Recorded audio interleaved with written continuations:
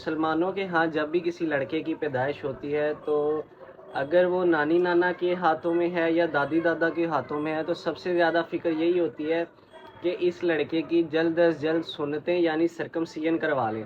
اب سرکمسیژن کیا ہوتا ہے؟ سرکمسیژن یہ ہوتا ہے کہ جو بچے کا عضو ہوتا ہے اس کے اوپر ایک چمڑی کی جھلی بنی ہوتی ہے جسے آگے سے ریموو کیا جاتا ہے تاکہ جو بچے کا عضو ہے وہ آگے سے بے نقاب ہو سکے، ایکسپوز ہو سکے، جسے گلینس کو گلینس ایکسپوجر کہتے ہیں۔ یہ مسلمانوں کو اس چیز کا حکم ہے، یہودیوں کے اندر بھی یہ پریکٹس کامن ہے کہ وہ اس چیز سرکمسیژن کو کرواتے ہیں۔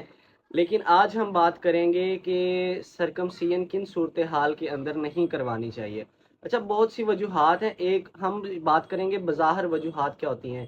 اب آپ کے ہاں لڑکا پیدا ہو گیا ہے، دادی دادا نے دیکھا ہے، ماشاءاللہ بڑی خوشی کی بات ہے، اللہ تعالیٰ نے آپ کو بیٹا دیا ہے، لیکن اب اس بچے کا عضو دیکھنا ہے آپ نے، یعنی مثال کے طور پہ اگر یہ بچے کا عضو ہے تو اگر وہ بچہ ایک تو نارمل راستہ ہے پیشاب کرنے کا جو عضو کے آگے سوراخ بنا ہوتا ہے جسے کہتے ہیں یوریتھرل میٹس، اگر تو پیشاب والا سوراخ بچے کے بالکل ادھر گلانس کے اوپر ہے، گلاس کے بالکل درمیان کے اندر ہے، تو یہ نارمل ہے، اسے نارمل یوریتھرل میٹس کہتے ہیں۔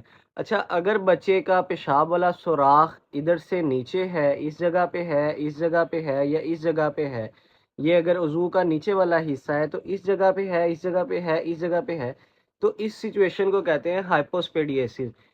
اس کنڈیشن کے اندر یا اس صورتحال کے اندر اگر آپ کے بچے میں یہ صورتحال ہے، آپ نے کبھی بھی کسی صورت میں بچے کی سنتیں یا سرکمسیژن نہیں کروانی۔ اس کے علاوہ اگر بچے کا سوراخ یہ عضو کے اوپر والی جگہ ہے، اگر ادھر ہے یا اس جگہ پہ ہے، مثال کے طور پہ اگر عضو اتنا ہے، ادھر ہے یا اس طرف ہے، تو آپ نے اس صورت میں بھی سرکمسیژن یعنی سنتیں نہیں کروانی۔ اس سچویشن کو کہتے ہیں ایپیسپیڈیسی، اور اگر نیچے ہو تو اسے کہتے ہیں ہائپوسپیڈیس۔ اچھا، اگر عضو نیچے کی طرف لٹکا ہوا ہو جسے کورڈی کہتے ہیں، وینٹرل کورڈی، اس صورت میں بھی آپ نے بچے کی سنتیں نہیں کروانی۔ سوال یہ پیدا ہوتا ہے کہ آپ نے یہ سنتیں کیوں نہیں کروانی؟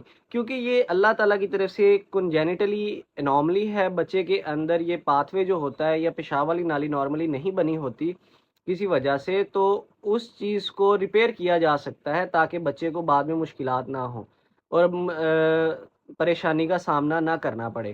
تو اسی لیے سنتیں نہیں کروائی جاتی تاکہ یہ جو اوپر سکن ہوتی ہے جسے ہم گلینس کے اوپر پریپیوس کہتے ہیں، اس سکن کو یوز کیا جاتا ہے، یعنی اس سکن کو، یہ جو اوپر سکن ہے اس کو یوز کیا جائے گا، یوز کر کے بچے کی جو پیشاب والی نالی ہے جتنی درکار ہے، یعنی کہ اگر پیشاب والی نالی یہاں پہ کھل رہی ہے تو اتنی پیشاب کی نالی بنانے کے لیے ہمیں وہ سکن یوز کر سکتے ہیں۔